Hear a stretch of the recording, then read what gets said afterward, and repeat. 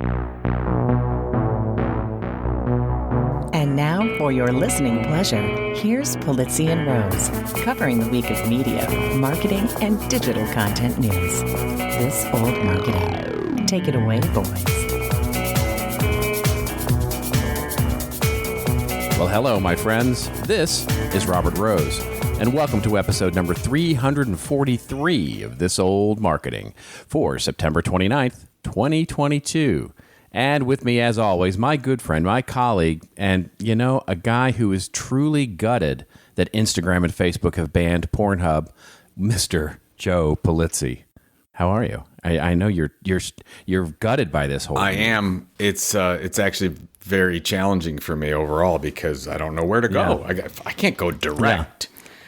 No, you can't go direct. You always wanted to keep that sort of veil of a little bit of, obscurity, I guess would be the right word. Speaking of Instagram, I want to rant just for a second. I've got a person that has taken Joe Pulizzi with two L's, and they literally, so they created the account on Instagram, and then they messaged every one of my friends on Instagram. Not everyone, but most of them. So I'm getting, for the last week, everyone says, is this you? Is this you? Should I report? Whatever. And I'm like, yes, it's not me. Because as you can tell, it's Pullizzi. And it says located in Nigeria. That's not me. But I'm very thankful that everyone's reaching out and reporting. I think we've got it under control. I actually just saw a post from Drew Davis. Same thing happened. It's crazy. I think it's going around. Yeah, no, I think it's going around. It's crazy. It's tough to... It can happen to anyone, and you only need a letter or two. And it's very difficult for the big social networks to move quickly on this stuff. Yes, or at all. I'm surprised. I find that they don't. Down. Just like, let's just get rid of all the Pulizzis. Let's get rid of everyone. Yeah. Well, that's happened to people. I have heard that happening to people where. Basically, what they do is they sort of, it's a little King Solomon like, and they just sort of take everybody down until they figure it out. Or they take away your access. Basically, they don't necessarily take the public facing channel down. What they do is they just take your access away from it down and put you in, Instagram jail or Facebook jail until they sort it out. That's Well, the harder part, and what's happening to a friend of mine right now, is if somebody gets into your account, it's very hard to get that back. That's the worst. Yeah, that's a whole different thing. It's been weeks since she hasn't had her account back. And it's what are you going to do? Again, you're just one little account to them. It's very hard for them to move on that kind of stuff. Yeah, well, it speaks to this whole idea where, it's funny because, this is definitely your okay boomer moment, but those that are older, and I mean older than us in many cases, I get this all the time from that sort of that cohort, if you will, of they're outraged and infuriated that Facebook doesn't have customer service, right? That there is no person to call. There is no, you can't just call somebody and have them fix it for you because it's not a traditional service. You're not paying for anything. So there's nothing for them to do. And the fact that they have, really reduced your interface of quote unquote customer service down to a chatbot and maybe an email, or submit, through a form on the website, it speaks volumes about where the customer experience is these days for some of these platforms. True. Here's my, and I've got so many rants in this episode. So here's my next rant. So as you know, one of our family members passed away, and they received the New York Times and the Wall Street Journal. So I have to go online and cancel these things. You know what? Yeah. You can't cancel online. No. They will not let you do that. That's right. You can sign up online, and they will take your money online, but you cannot cancel. You have to actually go through a human being, call them, and it wasn't too much trouble because once you say that the subscriber has deceased, they're pretty good about it. So I have to say Sure. that. Like, that's the. I mean, I'm not making light of the situation, but if you ever needed an excuse for unsubscribing to something, if you say the person is deceased, they pretty much let you off the hook. They're like, they don't say, why are you, right. are you sure? Can we give you another offer? They don't do any of that. They just close the account. But I think that's a problem. I think I think you should be able to cancel anything digitally today, but you can't. You can't with a print subscription. No. Okay, get me on a rant. So I am now paying for because it's not just the consumer services as well. It's the B2B services. So there is a data provider. I'm thinking about whether I want to throw them. Why don't you just say a data the bus. provider? Yes. Just A data provider that might have the word Zoom and info in it. How about that? Yeah, How about that? that was a really. See, I did it without doing it. That was very gentleman. Buried in their T's and C's. So it's not a cheap thing, by the way. You know, a yearly subscription is, you know, in the tens of thousands of dollars.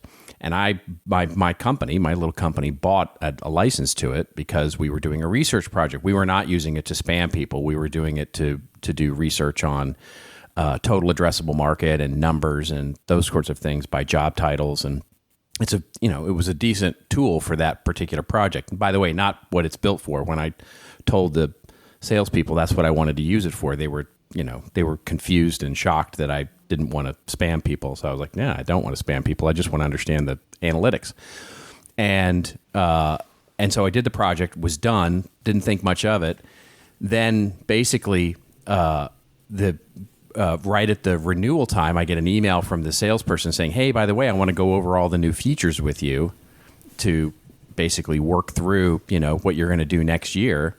And I went, oh, I'm not renewing. We don't, as you can see, we haven't logged in since we finished this project and, we're done with it. And he said, well, if you check your terms and conditions, it's an automatic renewal unless you tell us that you're canceling 60 days beforehand. Oh, no way.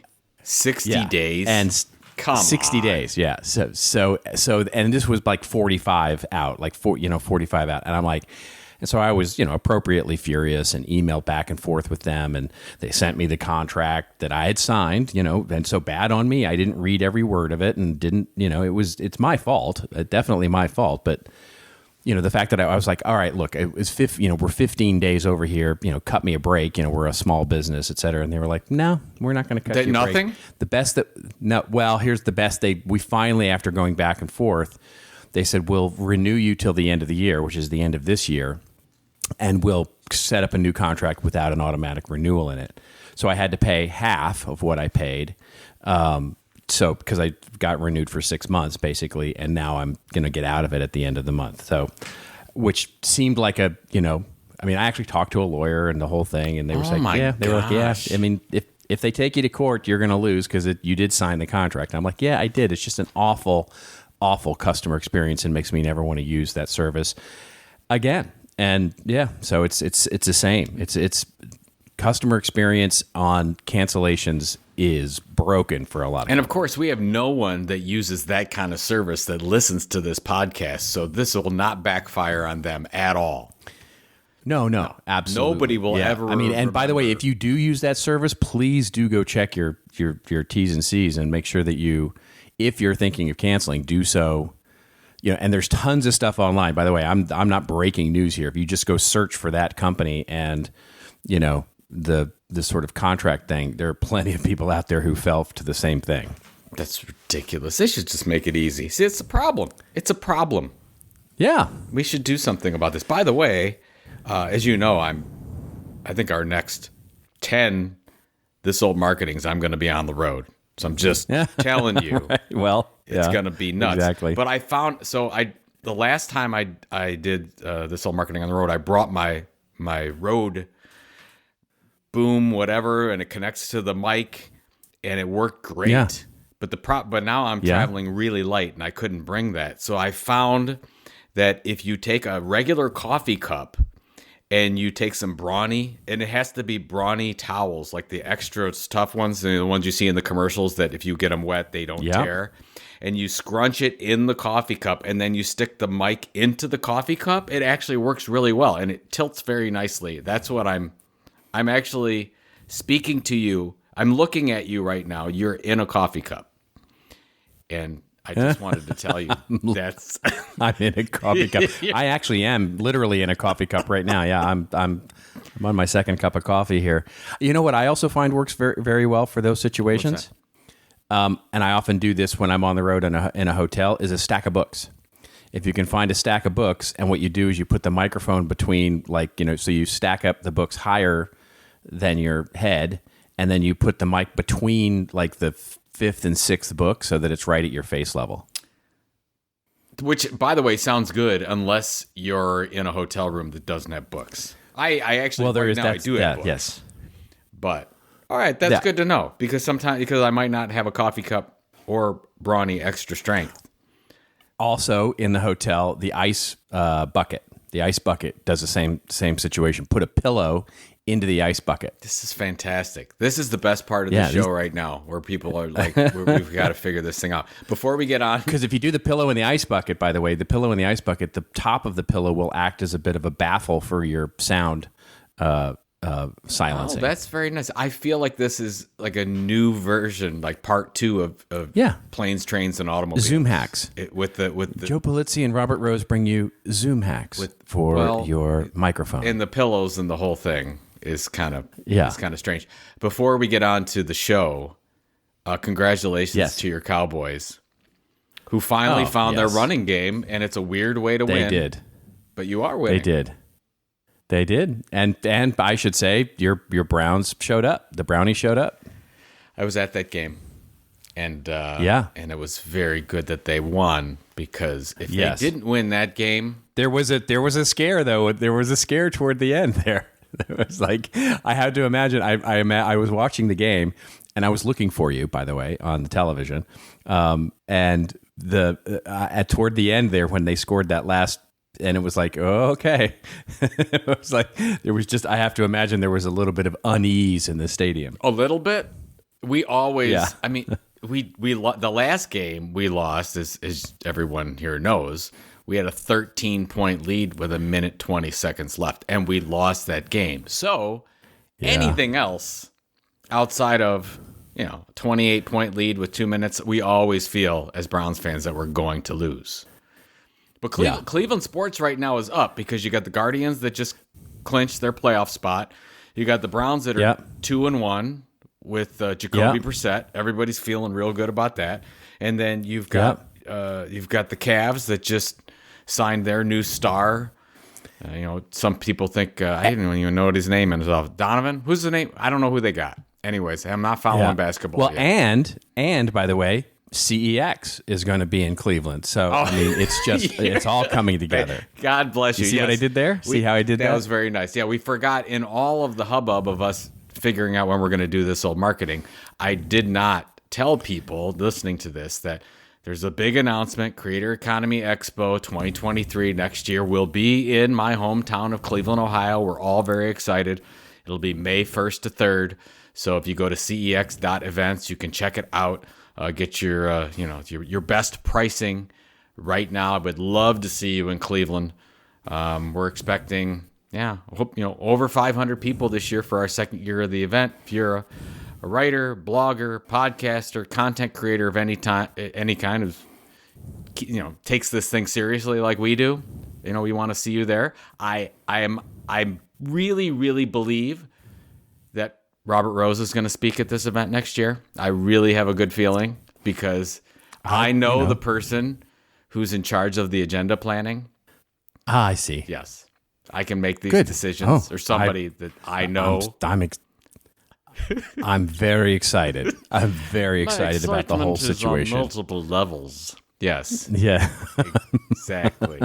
So thank you for that. I'm looking forward to seeing everybody. Absolutely. Good and good. Absolutely. Should we get to a show? I don't care if you want to. I have no more rants. I'm just letting everybody know. I don't care. I'm in Well, a ranty let's mood. just keep those rants. Yeah, let's keep the rants coming. We'll just get to our show and just we can always just go on a sidetrack rant. All right. So we're going to talk about a few things in today's episode. We'll talk about how the world is sort of coughing up hairballs of Web3, metaverse, and NFTs, but Disney is actually wrapping a whole big corn dog around it and just loving the whole thing. Big corn dog. We're going to pair that with a story around how Bob Chapek is actually his big plans for Disney and Disney Plus. Some really interesting media news there. Then we'll talk about how social media giants, and that includes, of course, the YouTube, the Facebooks, the Instagrams, they're changing the terms of the deal, and pray they don't change it any further. We'll also talk about BeReal and how it's getting real. The BeReal is getting real, and maybe considering some different ways of monetizing instead of advertising. We'll talk a little bit about that. And then if we have time, toward the end here, we'll talk about long-form content and how long-form content isn't dead. It's only mostly dead. And there's some new research coming out from HubSpot that actually talks a little bit about that. So good show, I think, and filled with fun, snarky rants of our own making. Yeah, all right. All right. Good. That's what we got. All right. Well, let's jump into it. By the way, we should also just throw out a big old hug and safety to all of you in the path of Ian. I have friends and family there in the East Coast of Florida and in Orlando, and basically I've been hearing that it's okay, that there's a lot of flooding, there's a lot of storm surge, there's a lot of damage, but it seems like it's moving fast enough that it's, that we're going to be okay. Everybody I've talked to, anybody has said, yeah, it kind of sucks, but it's, we're all safe, basically. So yes. For those of you who are there, please be safe, please be well, and we wish the very best for you, sending you all sorts of thoughts. There you go. Absolutely. All right. So let's move on with our first story here, and that is coming to us courtesy of CoinDesk, and the headline is that Disney's latest job posting hints at big plans for NFT and crypto adoption. They're looking for lawyers and other kinds of things to help them with all of these things, and the story opens up by saying the Walt Disney Company posted job listings on Friday for a principal counsel specializing in non-fungible tokens. That should be easy to fill. And decentralized finance, DeFi, hinting at its broader Web3 expansion across the Disney ecosystem. The full-time position, which operates with the legal department of the Walt Disney Company, calls for an experienced corporate attorney to work on transactions involving emerging technologies, including NFTs, blockchain, metaverse, decentralized finance. The position would provide guidance on global NFT products across the company's business branches, including Disney Media, Disney Parks, experiences, and products, to ensure compliance with U.S. and international laws and regulations. Specifically, the position would evaluate securities law issues in connection with the promotion and sales of NFTs. That, to me, gives the biggest hint. That last line gives the biggest hint of what they're doing. But it also, I'm not sure, this might be a story looking for a story, because I'm not sure that this, hiring one lawyer could just then be saying, hey, we just kind of want some insight into this, not necessarily big plans or anything.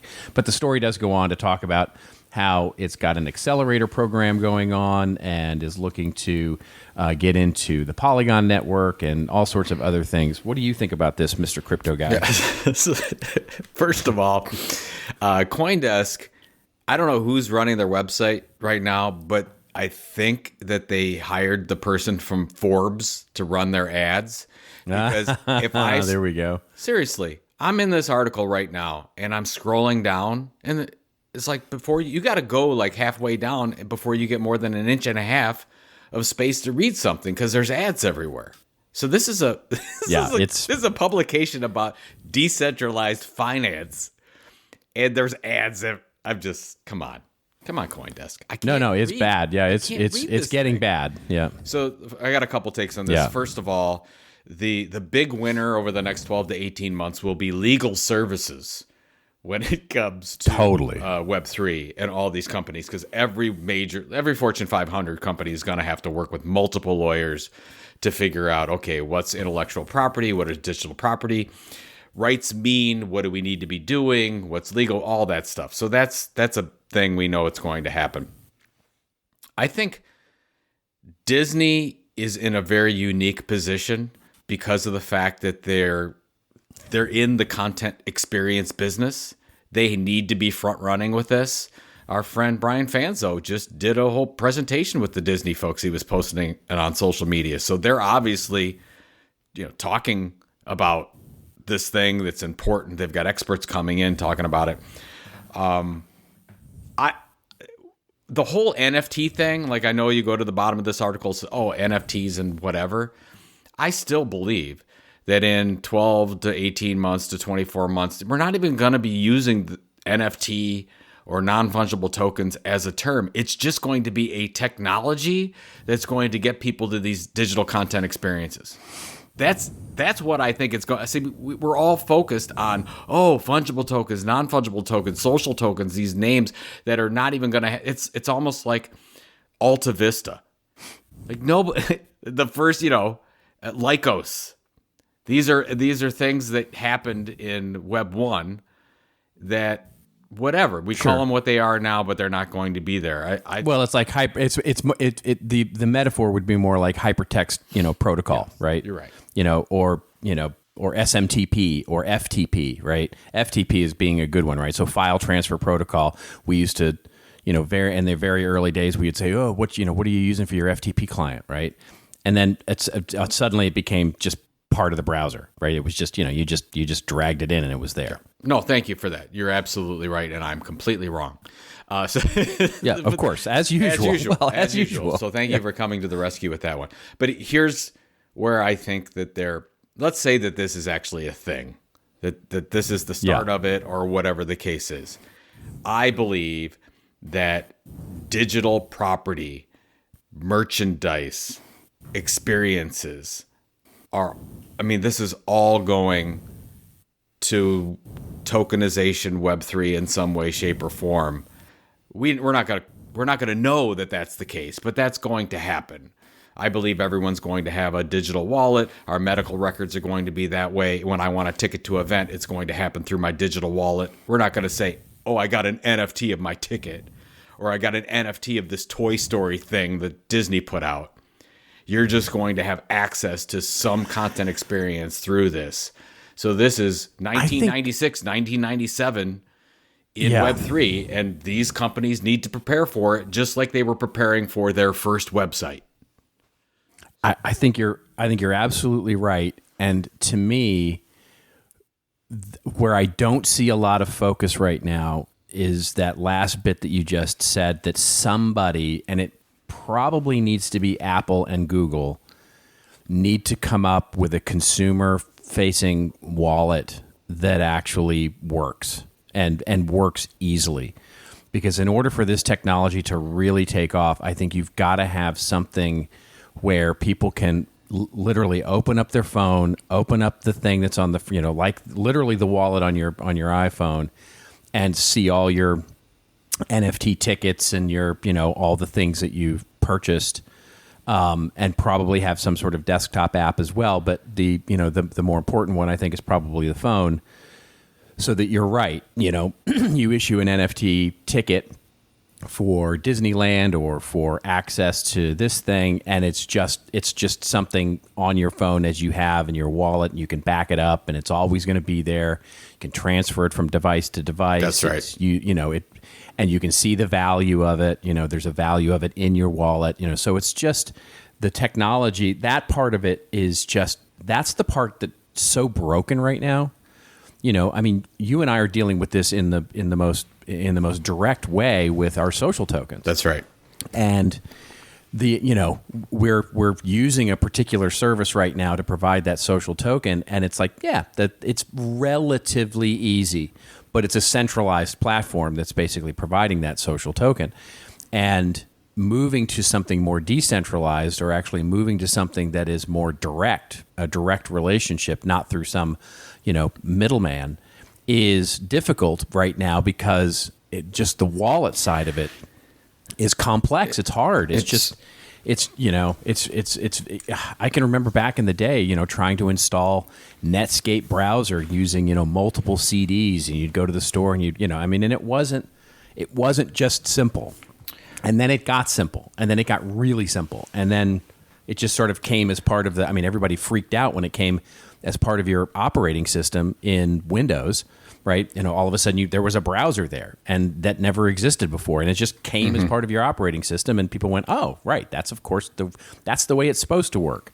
And that's what's going to need to happen, I think, for this thing to take off. It's worth talking about. Actually, I'm doing a presentation on the social token business model for Michael Stelzner's crypto business conference, which is October 8th, 9th, something like that, in San Diego. So I'm finishing that up, and I'm doing a whole thing on technology because it's important. And you and I are going through this right now. If you want the Web 2-ish experience, if you're looking at Rally or you're looking at Minted, that is basically just takes an email address and it's really, really easy to use, that's great. You can onboard people very quickly, but it's really not a Web3 thing.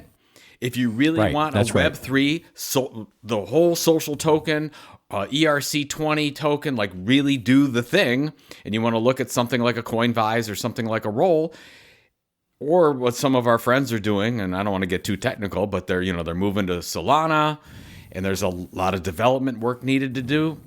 It's tough to get people to, you have to work at it to get your digital wallet, to figure this thing out, to transfer and get your tokens and to figure out how to do it. So I think right now I've got something like we've got 2,300 token holders for Tiltcoin. If it wasn't as easy to do that, it would be a small percentage of that could actually figure out how to get the Phantom wallet and do all the things, or whether it's MetaMask.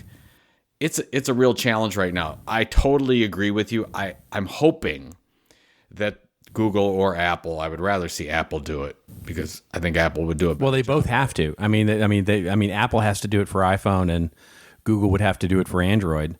And that would cover whatever 70-80% of the market. Just buy MetaMask and Applify it, right? Just because they're the leading digital wallet. Or just do it because I may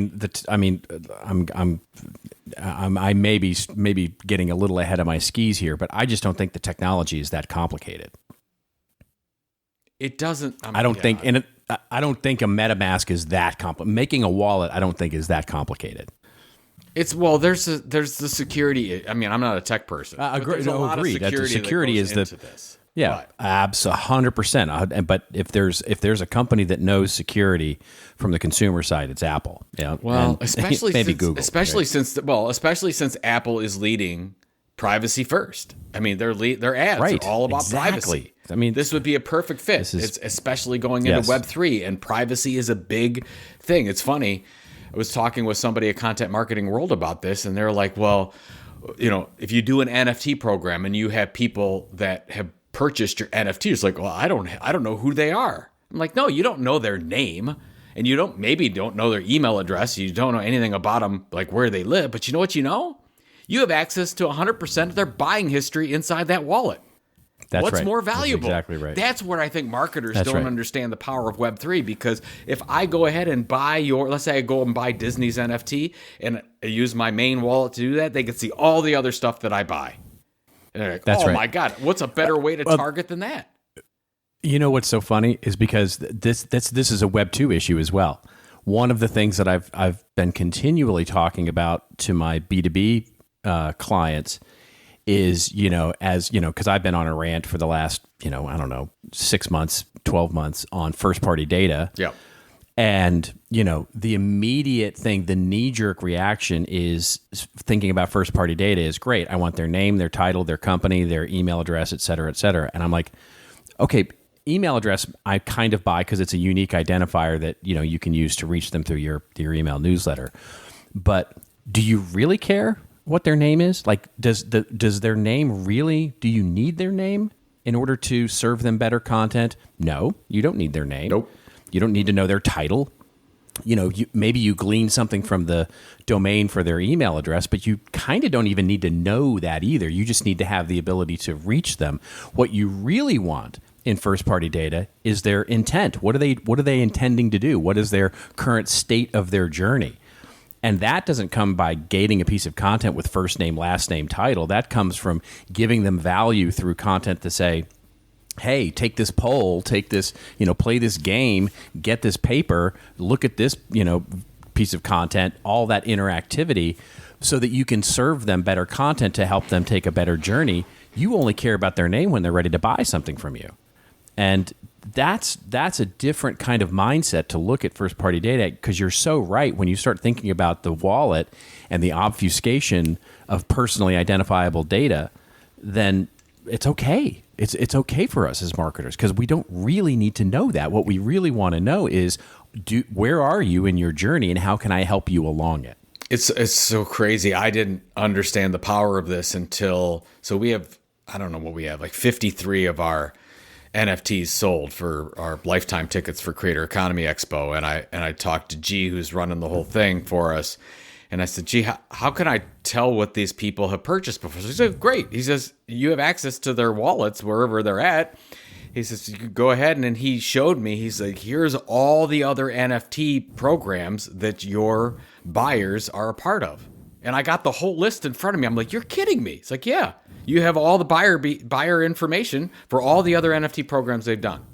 And we're in early stages, and I already have that information. It's like, oh my Right, God, exactly. This is crazy. So I don't know their names. And in some cases, I don't have their email addresses. And some I do if they registered for the event and they gave them Sure, to me. yeah. But you don't have to. Yeah. You don't have to. Right. So It's the next generation of progressive profiling. It really is. It's like getting the information you need when you need it. Everybody always thinks about progressive profiling, about how we can, more quickly gather the personally identifiable data. No, you get the data you need when you need it. In the very beginning, the only thing you want to be able to do is serve them better experiences. As they move through their journey, yes, you want to know a little bit more about them so that you know when they've attended a webinar and you can reach them through email. A little later, you want their name because you want to be able to have a salesperson address them by, their first name or whatever. And so on and so forth. Through their journey, you can basically build your view. And to be able to, if you just take a different motivation about it, right? The different motivation is not so that you can convert more. The different motivation is, how do I help this person more? How do I give more value to this person by knowing more about them? And if you just shift your motivation to that, it really just changes the entire game of how you use data to deliver better experiences and succeed. And that's going to be the big change, is the privacy of, if I want to share my name, my location, I will do that as part of my digital wallet. I'll be able to set that myself instead of that privacy being held by 6 or 7 huge companies that can take that. You decide, and sell right? it. The consumer decides and pushes a button, says, yes, share my name now, share my email address, share this. Yeah. So that's powerful stuff. And we're a couple of years away from that really, really going full blown, but the technology needs to start now. So there we go. All right, let's move on to the next story here, which is going to be dealing with social media, speaking of rented land, as it were. And this comes to us courtesy of The Hollywood Reporter. The headline here is, social media giants to top creators, your terms of service have changed. And then I added, of course, pray they not change further, to pull in, a little Darth Vader there. Anyway, the article opens up, J.K. Kalinowski is the only person who got that joke. But anyway, as short-form video explodes, YouTube, Twitch, Snap, and other tech platforms are reasserting leverage with influencers in the area that matters most: how to divvy up subscription and ad revenues. The story goes on to say, as creators increasingly diversify their presence across all major social platforms, companies like YouTube and Twitch are completely rewriting the rules around revenue sharing and rethinking just how generous they should be with their content partners. I'm shocked. I'm absolutely shocked. It's shocking. September 20th, YouTube, led by Susan Wojcicki. That's right. Wojcicki. I think that's it. Yeah. Wojcicki? No, it can't Wojcicki. be. Yeah. Anyway. It rhymes with hickey. Oh, no, it didn't go there. All right. Unveiled a series of creator-driven announcements, including a plan to bring its secret sauce, they really did use the word secret sauce, its revenue-sharing model to its short-form product, Shorts.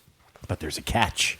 While longer form YouTube videos pay out 55% of their ad revenue to creators and 45% to YouTube, the short form version flips that. Only 45% of total revenue going to creators. The rest covers the cost of music licensing. I'm shocked. Creators' payouts will be determined by their contribution to the total shorts views every 30 days, which means that as more users upload shorts, it could become difficult for a user to take up a larger percentage of total viewership, likely leading to even lower revenues for influencers. The next day, Twitch shocked its user base with an update to its revenue sharing model, and so on and so forth. And then it goes on to talk a little bit about Meta, Reels, Facebook, and Instagram, of course, they're in, and then, of course, TikTok as well. So all of them seem to be reasserting their sort of influence to say, basically, hey, I guess it's basic supply and demand here, but they're basically saying, we own you, basically. So what do you think about this? Because this affects your crowd very much. Yeah, there is a bear market afloat in the creator economy, and we've seen this happen. If you look at just that's an interesting way of putting it. That's exactly what it's at, and we've already seen so when you saw Netflix. Well, we talked about a couple weeks ago that they're spending less money on buying some of these big shows. You're seeing these big budgets come down. So that was the big key. It's like, oh, okay, well, this is happening in big media. Well, now it's starting to happen in the creator economy. The big deals that were there before are not there like they were before. And TikTok is the big mover and why YouTube and Twitch are making these moves, because TikTok pays almost nothing.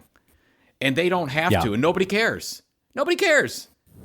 TikTok, Chinese company, can do whatever they want to do. Creators are still on there creating more because TikTok has this wonderful algorithm. And then here's YouTube and Twitch and all these other companies that are saying, oh my gosh, well, TikTok's not paying nothing. Maybe we can switch ours. So now you're going to see this happen for the next 6 months. All these creator-friendly revenue deals are going away.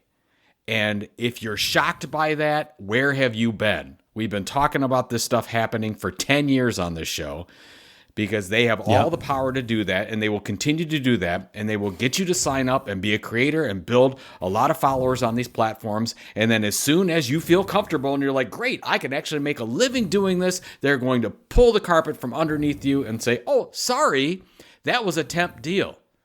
Now here's the real deal. It's 5% or 10% or 15%.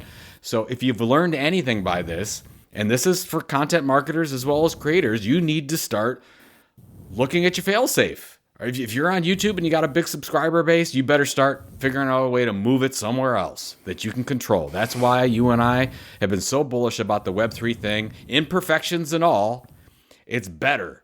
If you look at email, is better. Controlled membership sites are better because you actually have control over it.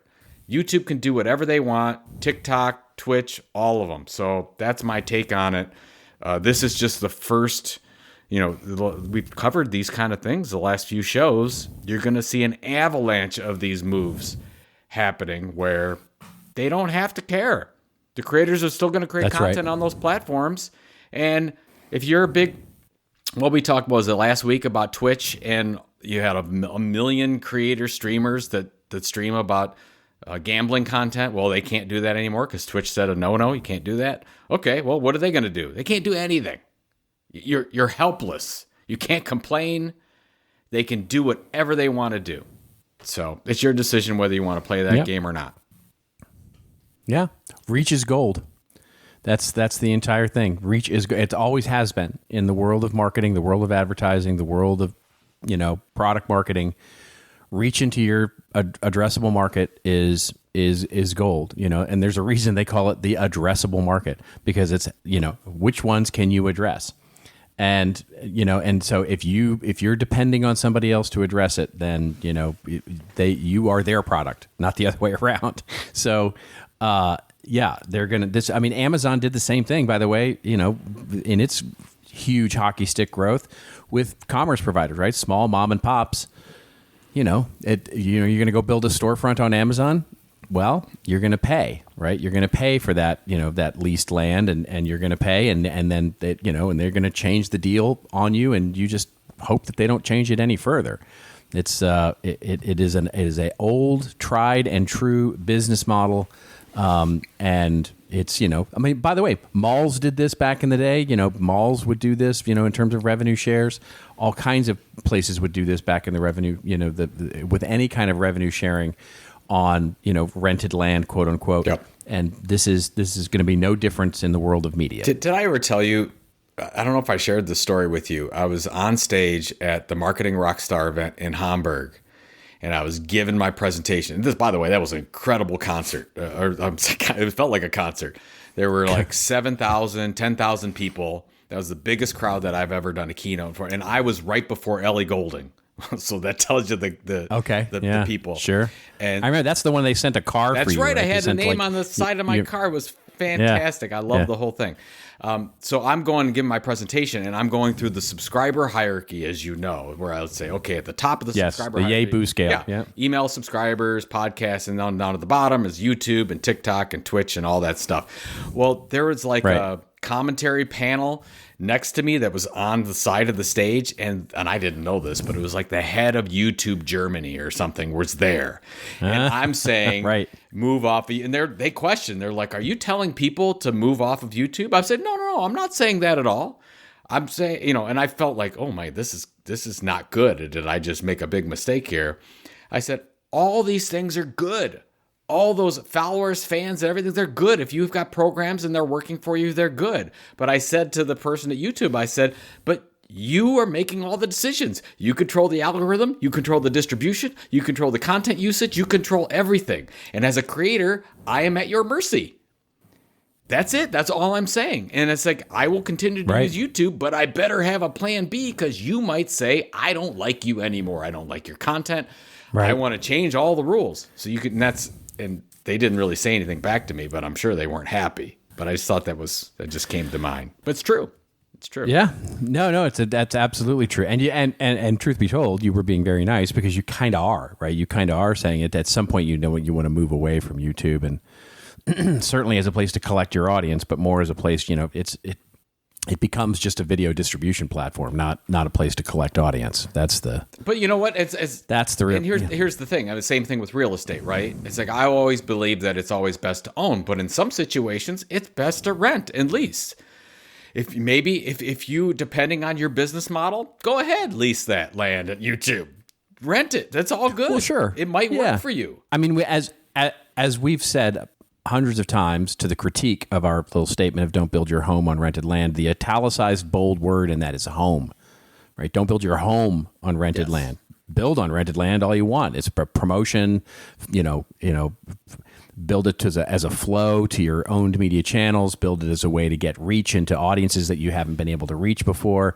But ultimately, you need to be able to address those people, and that needs to be a flow. And in other words, I'd rather have one YouTube subscriber and have the 10 or 20 people that look at my YouTube video flow through to my website and sign up for my newsletter. It's a much preferable That's thing. right. Exactly. Yeah. All right, let's move on to our next story. Wow, we're kind of ranting about all sorts of things here, and not really even talking about the news. It's fun. Sorry, gang. This is the show now. I don't know if our listeners, we really don't cover anything anymore. We just, rant the entire time. Yeah, we just rant. If we were better at impersonations, this one is fun. We would do rants and impersonations. But those we can't. We're not great. Rants and impersonation. That's what we should do. Yeah. Well. Yeah.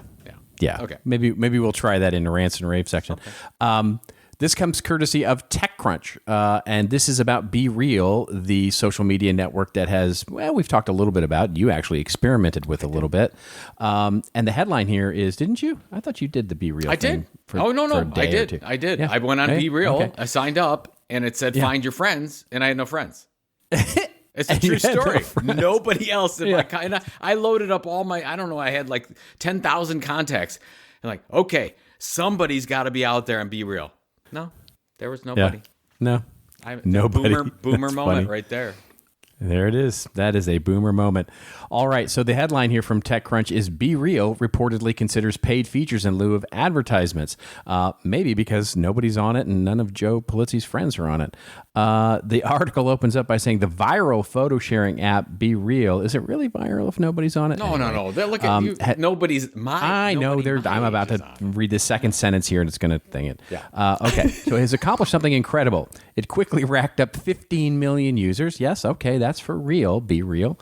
In a super saturated social market. It's so popular that Instagram, TikTok, and Snapchat have all released new features that capitalize on what makes BeReal shine. Its front and back camera setup and its anti-addictive once per day post gimmick. BeReal is only 2 years old, operating off its $30 million Series A, led by Andreessen Horowitz and Excel. Unlike the social apps with billions of users that are trying to copy it, BeReal has not yet figured out how to monetize yet. According to a report from the Financial Times, the app is looking toward paid features or subscriptions for income, as opposed to inundating users with ads. BeReal's founders Alexis Barriat and Kevin Perot are notoriously tight-lipped about the app. They have not yet given an on-the-record interview with press. TechCrunch reached out to the company to confirm, but didn't get a response. The article goes on very, very quickly here to basically say that others are trying to get copycat sort of features in there. And so it's really time for them to figure out how to monetize this thing before they get copycatted out of existence. What do you think? If I'm BeReal's operators, I'm probably ready to pitch this thing now, but maybe they want this to be the real thing. It's an interesting, it's funny because Brian Piper, who's my co-author, friend and co-author on the next version of Epic Content Marketing, he actually just did sign up for BeReal. I think he was doing something with his kids, and I was on a BeReal. So I didn't get on my own BeReal, but I got on his, which is interesting. Basically every day, so just so people know, it will ping you and say, now's the time. So you have to take a picture front and back of what you're doing at that particular time. Now, regarding this business model on looking for revenue from subscribers, I think it goes back to what I was just talking about. There's less sponsorship that's going to happen in the next 12 to 18 months for whatever god-awful reason the Fed has in the United States. They are going to put the United States into a severe recession. I think we're already in recession. I think they're just going to keep pushing and pushing until we're way, way into recession. That means sponsorship dollars are going to dry up.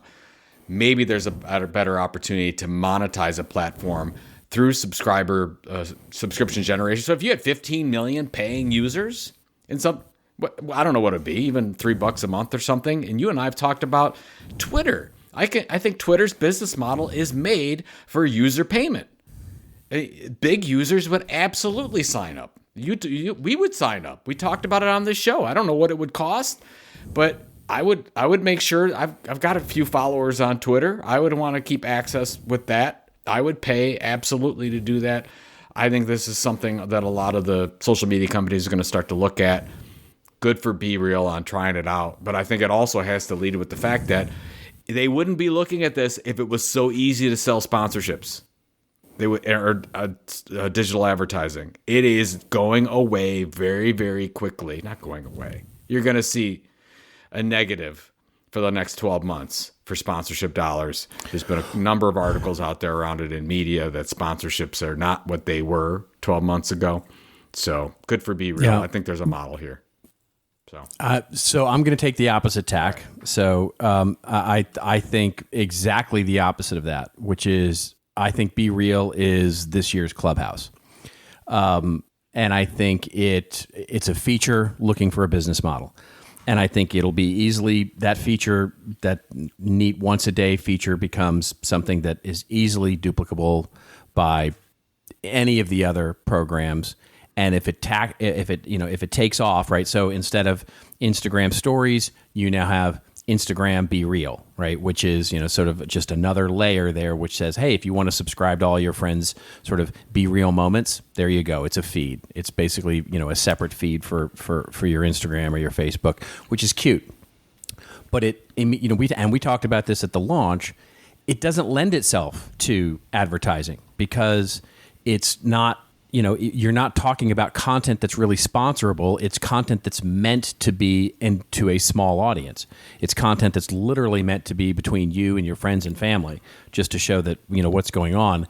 Then couple that with the trend, the TikTok trend, which is all of the Instagram and Facebook, platforms are looking at, which is, basically forced content that are not your friends and family. And, the Kardashians are worried about that. And, and all of, you can start to see it even in your Facebook feed. I don't know about you, but my Facebook feed is starting to become more and more and more populated with stuff that, absolutely. Has a million they likes, changed the algorithm months ago. Yes. And so I think they're working against too much headwinds here. Right? The trend of content is not going their way. The trend of sponsorship dollars is definitely not going their way. And this is not a differentiated business. This is simply, like Clubhouse, a feature that should be part of a bigger platform. You may, even though you've never used BeReal before and you're making this prediction, you may be correct. The difference is where Instagram, Facebook, and of course TikTok is going all full-blown content discovery. It's not social media. BeReal is actually social media. It's actually me communicating with a small group of people and having conversations about that. Where are you? What are you doing? All that kind of, that's actual social media. Every other platform is moving away from social media. So that's where they might have an... Agreed. And by the way, they haven't done a Clubhouse. Clubhouse did that, remember, what was it, last February when they had that huge run-up and they quadrupled their members in a very short period of time. They're like, oh my God, we talked about it on the show, $4 billion valuation and the whole thing. Well, BeReal hasn't done that. They've kept it. You have to go ahead and apply to get on or whatever. It takes a while. They're only at 15 million. It's very, very small, but they're growing every month.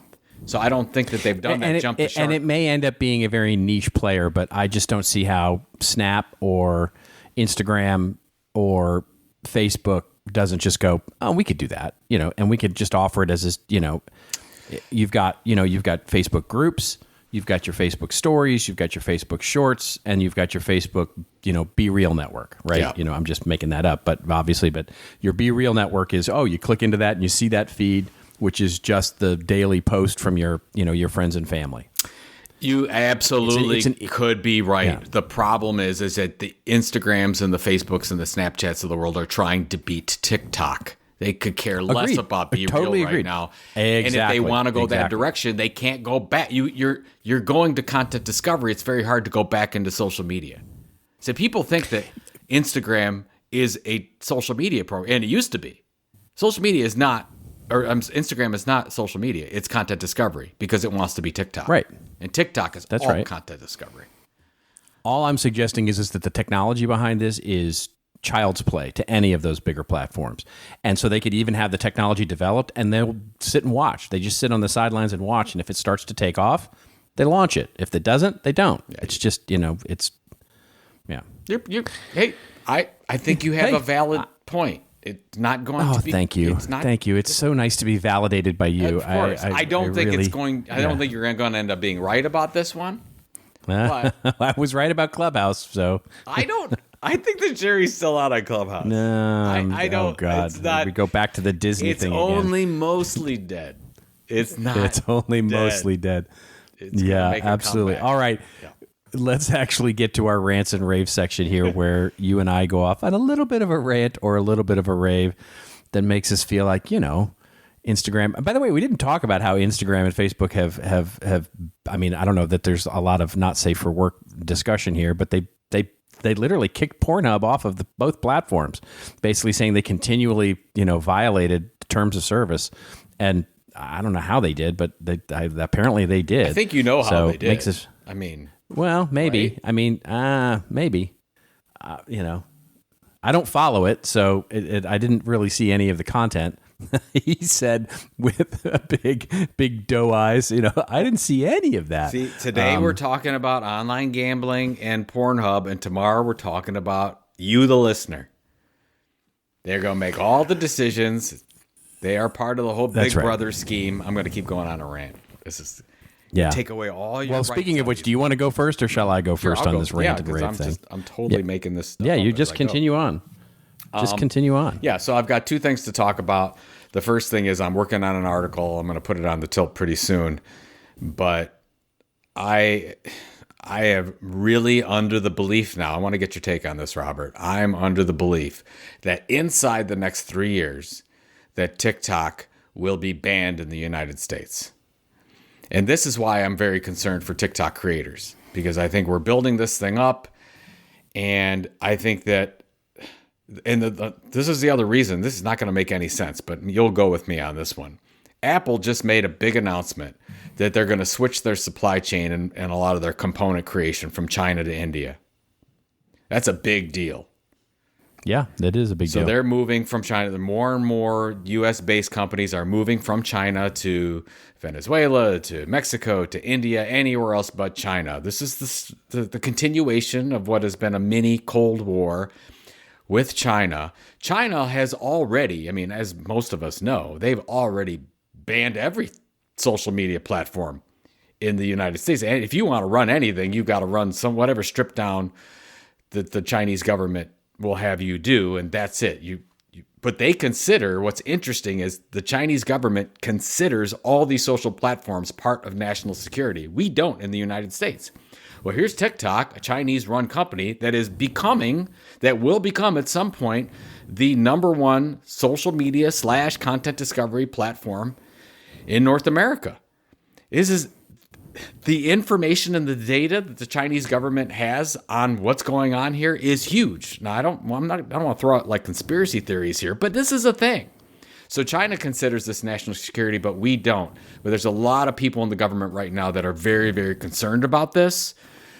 I'm calling 3 years from this point, maybe less. So September of 2025, TikTok will be no more. And I'm telling you this as marketers and content creators. I think it's going to be a thing. So just be careful if you're going all in on TikTok that you might not have access in a little bit. So I want to get your take on that. But the next thing I want to talk about is I talked about this at Content Marketing World. I've shared it on this episode, or a couple episodes back. On the Prof G podcast, he talked about, all the different shows, and you and I listened to him. He's got his market show, he's got his Q&A office hours show, and he's got his regular interview. And I thought that model was super interesting in the fact that he created one podcast stream and basically has 4 different shows going in it. So with my Content Inc. podcast, which is my Monday morning 5-minute content creation podcast stuff that I'll talk about, we decided to launch a podcast on that platform. So Daren Smith and I from Craftsman Creative, we launched the 10K Creator Podcast. It just launched this week. You can go to contentinc.io and check it out, or 10kcreatorshow.com and check it out. But basically, it's a 10-episode new podcast that we're launching. But instead of launching it on a brand new platform and doing all the things like a new podcast, I launched it within the Content Inc. platform because I wanted to actually steal this idea from Scott Galloway and see if it was going to work. It's been less than 24 hours since we launched this thing. But already, we've got thousands of downloads, whatever, that we would have never had because it's on a platform that already has an audience. Yep. I think this is a really smart play for a lot of content creators out there. Instead of launching something brand new, maybe you do something on your own podcast on a different platform. If you're a sponsor, if you want to do something new, maybe you create something on their platform. Anyways, I think that's a thing. So I wanted to get that out there because I'm really proud of that show. I think people are going to love it. We've got some real great support from Lulu and ConvertKit and StreamYard to make that happen. But what do you think about the TikTok thing? Do you think that's going to happen or no? I do. I really do. I think you're going to see, I would agree with you that you're going to see some form of prohibition at some point. Whether it lasts or not, who knows? It's hard to really tell. But yeah, I think, and I've said before, I've gone on record as saying that I think regardless of whether it gets prohibited or some sort of restrictions get placed on it, TikTok is due for a reckoning of some kind. You have said that on the show. You have. Yeah. Yep. And so I think you're going to start to see a pullback at some point from TikTok. And you know, as a consumer, not a creator on it, I don't care.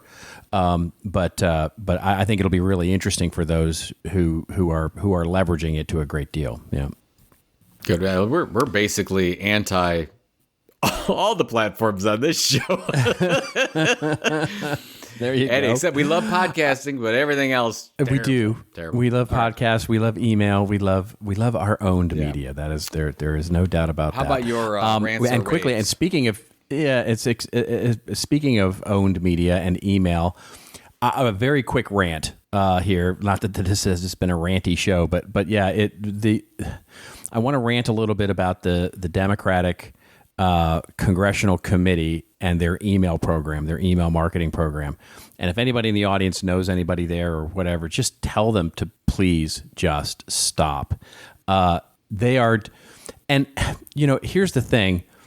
I part of me, and I can't find any data on this, by the way, or at least I haven't really found any valid data on this of whether it's working for them, because you do have, you know, there is some argument to be made, kind of like the Reddit argument, or kind of like the old Craigslist argument, that ugly and awful and bad copy can win. But they're taking that to a whole different level, which is their email program. I'm getting, until I unsubscribed literally yesterday, I was getting 4 and 5 emails per day from them. And I signed up. I didn't sign up for their email address, by the way. I got put on their email address because I made a donation to a candidate, and then started getting these emails. And the emails, the subject lines are so awful because it's this clickbaity sort of everything. The sky is falling. The world is coming apart. Somebody's outraged. Another person is outraged. Somebody has tears in their eyes. Somebody has coughed up blood. It's whatever the headline is for the particular email. It's always dire and the world is about to explode. And what it did was, over the course of, about a week or 2 weeks, it just numbed me. I just didn't care anymore. And I started not caring about the issues that they are so desperately, trying to get me to care about. So it's just a great lesson in email marketing for marketers, to me, about how not to do this, how not to basically numb your audience into submission. Now, again, I'm going to put a big star here, because very much like pop-ups on websites, as I promised to one of my close marketing friends who has been a CMO for years and years, I said, I promise you, I will never use a pop-up, because I hate them. I absolutely hate pop-ups on websites that ask me to subscribe. And I've held true to that promise, but I know they work. That's the thing. It's like, I hate them with the passion of 1,000 suns, but I also know that they work. This might be true here as well. So take my advice with a grain of salt. I absolutely hate what they've done here, but maybe it's working. I don't think it is, and I think they're awful, and I think it's just the worst kind of email marketing out there. But it'll be interesting to see if somebody corrects me on social media and says, no, it's actually working. So, shut up. So anyway, that's my rant. If it's working, it's a sad state that we're in. That's all I have to say. It is. Yeah, exactly. And I'm going to continue to look and see if I can find out if it's working for them. But man, does it look amateur hour. It just absolutely reeks of amateur hour. It's interesting. I was talking, this is a little bit political, but I think it's okay. I was talking with my son about who's definitely leans way, way left. Like, I wouldn't say liberal, but way, way left. But has a problem with the Democratic Party, because he says every stance they have, they're screaming at somebody doing something horrible. It's like they never have a take like, let's do this is really important. We need to do, like, these people are awful. We've got to stand. It's always a fight against what, in this case, the right is doing. And he's like, they need their own platform that's not anti-right. I'm like, that's right. You are correct, sir. They do. You want to hear? So here's a very quick funny story.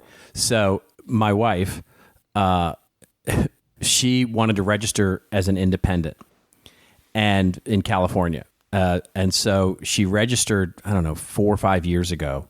and I'm gonna mess up the name, so forgive me, but it's something like the American Independent, coalition or something like that. So she checked a box. It was like, oh, this is the independent box. So she checked that box. Well, as it turns out, the party that she registered to be part of is sort of this right-wing Nazi party. so she started getting emails. From that group, about Trump and about, the white isolationists and, the National Party and blah, blah, blah. And she was like, why? She was like in tears, like, why am I getting these emails? And then she went and researched this party that she had accidentally sort of registered for. And she went, oh, I get it. She looked up their Wikipedia and she was like, got it. So she had to quickly go and change her affiliation to literally independent, which is basically no affiliation at all. It's fascinating. Exactly. Yeah, exactly. Oh, that's gotta watch yourself when you're checking. Yeah, you really do. They could call themselves anything. So, all right, sir. What do you have? What do you have going on here? I'm feeling wonderful about the fourth quarter here. It seems like the world has finally woken up and said, "Let's get to work." So we are being blessed with a lot of new client engagements. So I'm busy, really busy. And like you, I'm about to be on the road a couple of times in October and November for speaking engagements. And I have one on Monday here in Los Angeles, which is an odd thing. I'm speaking at Digital Summit Los Angeles. And then, I'm in Marketing Profs in Boston in a couple of weeks. So you and I will have some fun trying to coordinate schedules for our on the road stuff. But feeling good. A lot of work to do. Yeah, it's we were talking about my travel schedule before. This is the craziest it's been since probably 2019. So I'll be in 5, 6, 7 different cities in the next 10 days.